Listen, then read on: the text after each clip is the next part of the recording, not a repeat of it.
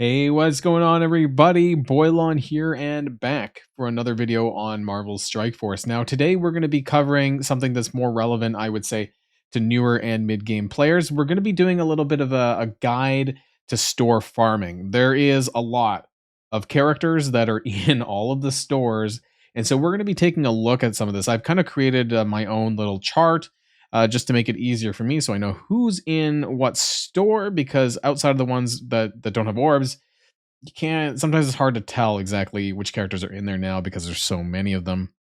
I also want to talk about the characters that are relevant to the meta, but I also want to take a look and also acknowledge some of the characters that you might need. So some of them might have a higher priority, in my opinion, for even new players, but some of them will be ones that you'll want to take a consideration of in the sort of backbench side of things. So we're going to talk about all of these characters. So if you're ready to go, let's boil this down.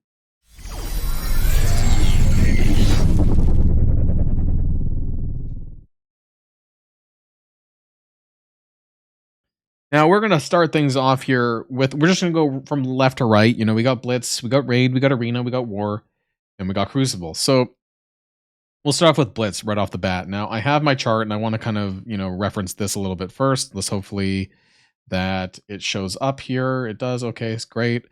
And so, oh, that's Arena Store. Okay, Blitz Store is over here. I thought I had it actually from left to right properly. I guess I didn't. So let's start in the middle here with the Blitz store, and I want to talk about the characters that are in green are going to be the characters that I believe are of a higher priority right now. The great thing about the Blitz store, though, is that there's an orb, and if you don't mind, it's probably more beneficial if you need a whole swath of characters to just open the Blitz orbs. You also get some gold out of that, which I think has some really good value. So if you are missing a lot of characters from the Blitz store and you're not super, it's not a huge rush in order to getting them, I would probably just, do the Blitz orbs until most of these characters are at least at 5-star.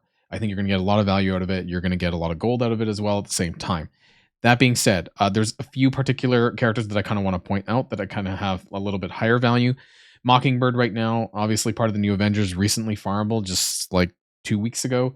So she's still going to have a lot of good value. I think the new Avengers are a very solid team. Yes, they are a war team, and I don't normally recommend this, but I think the main three new characters, Mockingbird, Ronin, and Tigra, who have recently become farmable, have much greater value than, say, Agent Coulson or Thing, who ironically are also all in the Blitz store. So if you're opening up the Blitz orb, then you'll actually get a good swath of them as well.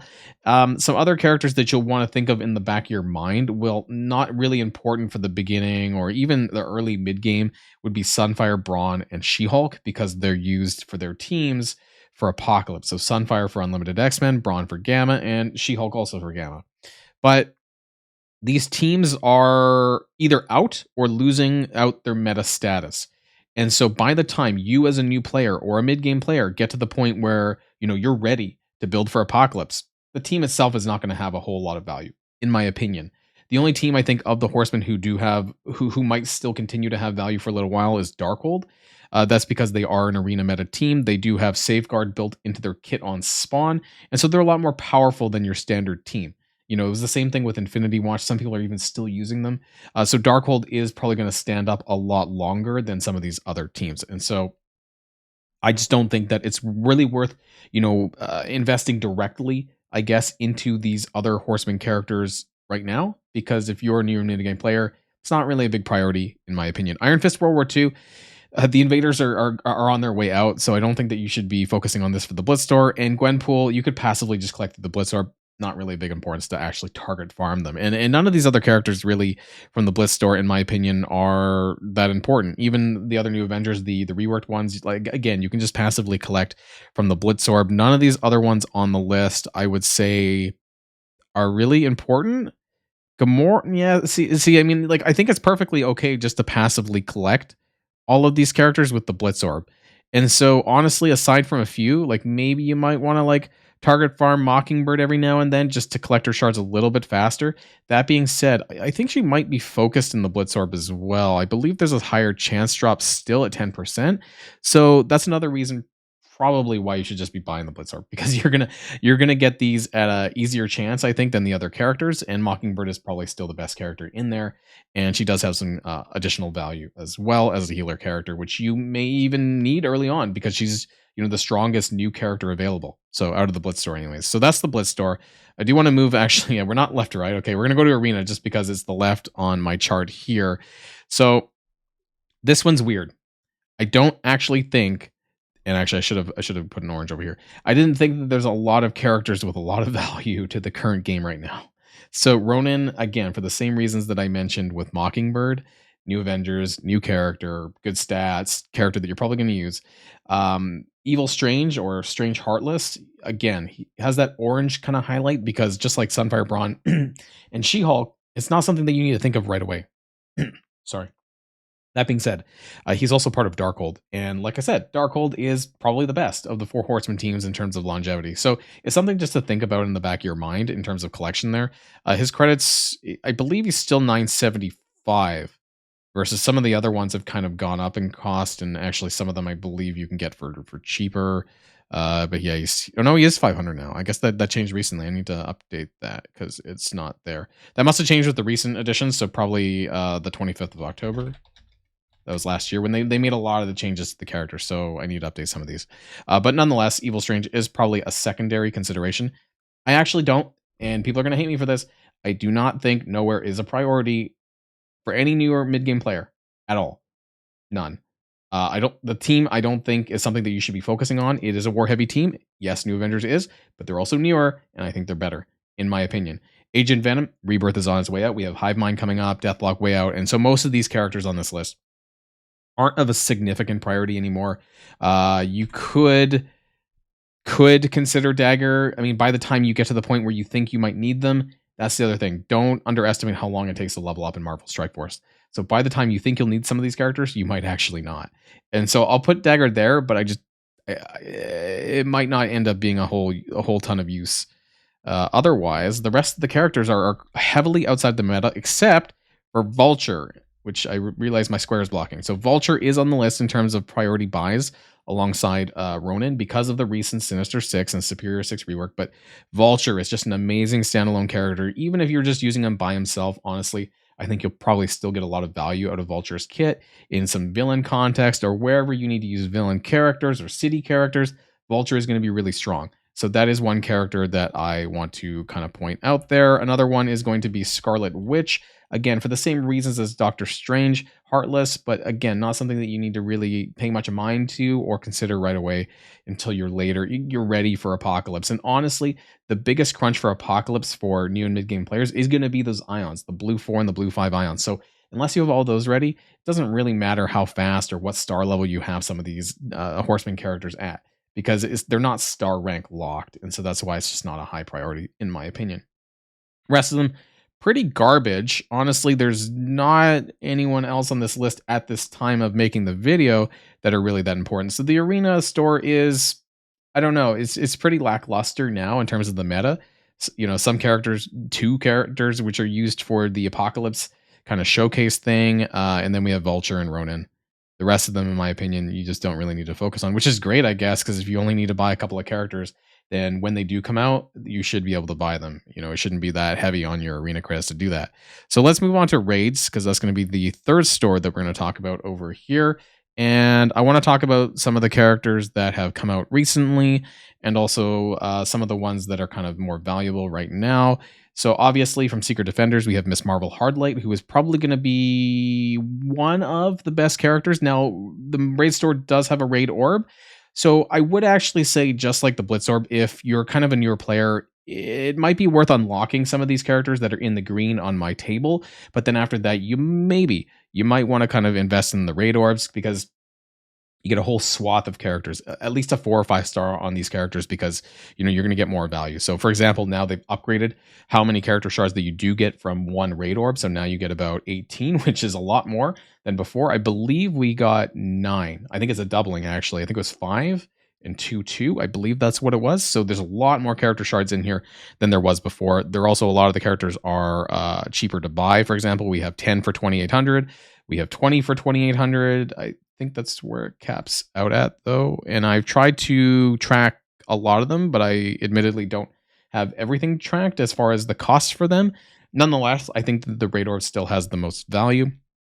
As far as characters that you do want to kind of think about, though, actually, I want to double check is Icarus. Icarus was up there, right? 10 for 1400.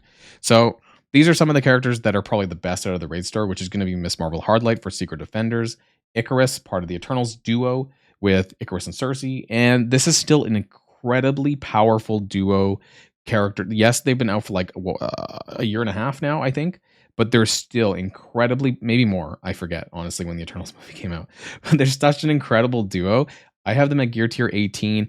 I plan on taking Icarus to level 100 at some point, and I believe that there probably will be another Eternals to kind of make them better in the future. With he's just a really great character.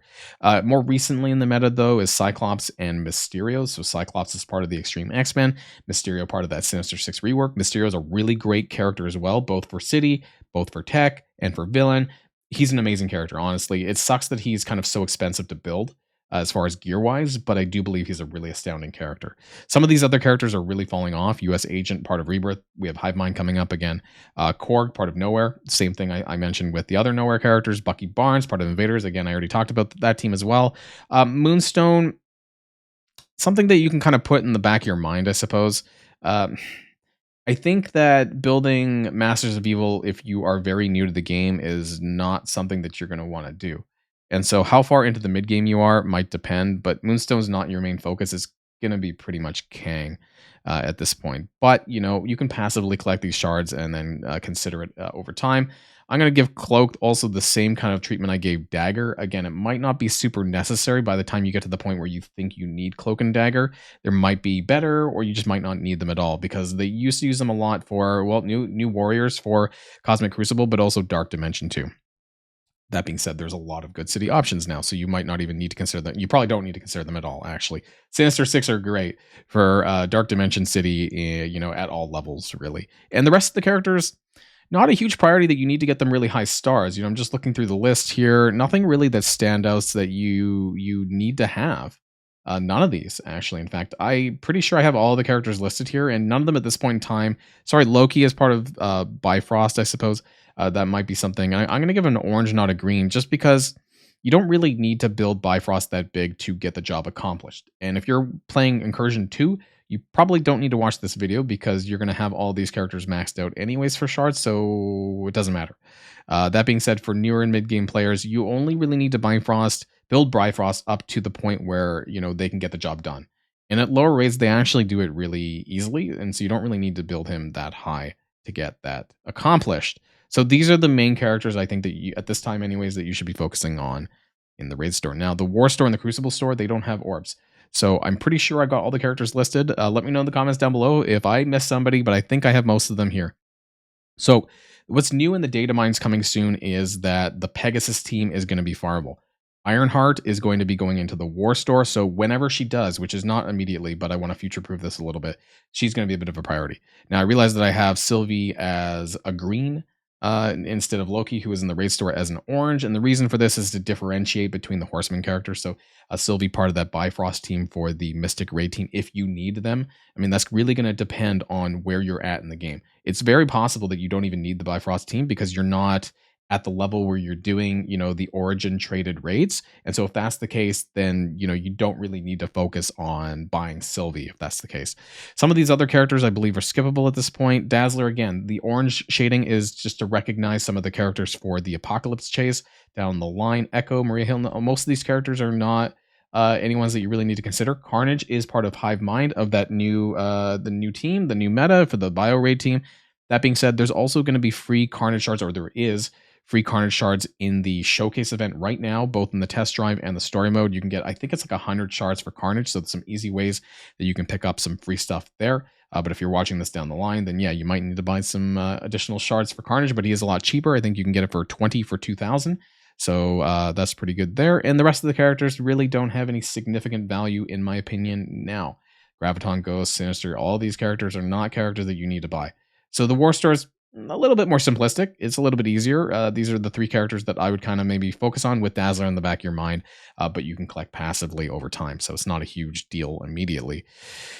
Now, finally, come to the Cosmic Crucible store. Now, depending on if you're a new player, you're probably not going to have access to this. If you're a mid-game player, this might be of relevancy. Unfortunately, there is a lot of characters that have value, and the further you're behind on these characters, the more it's going to feel like you're going to need them. So I did cut out a few characters that I don't think you need, which is, again, going to be Cap World War II, who's part of the Invaders, Cosmo, part of Nowhere. I just don't think it's a huge priority at this point. Even Spider-Man 2099, Captain Carter. I don't think you really need to invest in any of these. Now, as far as the Horseman characters go, we have Nemesis, Agatha, and Abomination. I very likely could be missing some older characters here in the Crucible store, but I don't think I'm missing anyone important. Gambit, as part of the recent Extreme X-Men, is going to be very important. And he's also part of Apocalypse, but as far as him in the meta, he's very meta still, so he's worth buying for.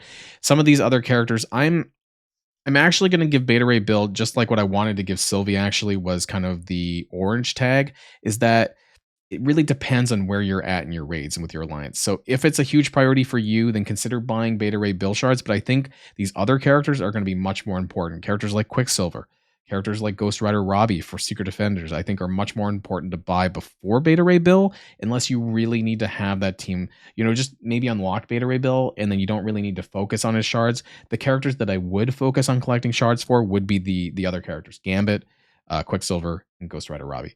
Iron Man Infinity War is going to be added to the Crucible store when Ironheart goes into the War store, so that's something to consider for the Pegasus team as well.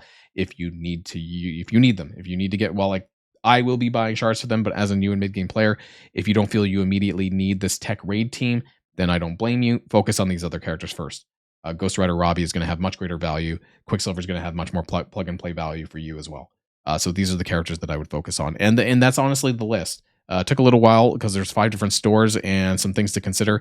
Let me know in the comments down below what your thoughts are. If you have any questions, feel free to leave them there. Feel free to get in touch with me on Discord as well. I'm very available. So if you want to discuss some of my picks, let me know in the comments down below. That's going to be the end of this video, everyone. And until next time, stay safe and healthy, and I'll see you all later. Boilon signing out.